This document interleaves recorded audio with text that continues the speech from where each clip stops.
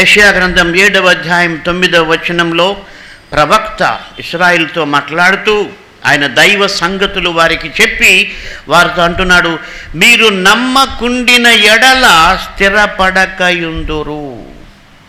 దేవుని వాక్యం నమ్మకపోతే స్థిరపడరని బైబిల్ చెప్తుంది. దేవుని వాక్యం ఏది ఉన్నప్పటికీ అది మనం నమ్మాలి, అది సత్యం. భూమి ఆకాశము గతించినప్పటికీ నా మాటలు ఏమాత్రము గతింపవని యేసు ప్రభువు చెప్పాడు. కాబట్టి ఆయన మాట సత్యం.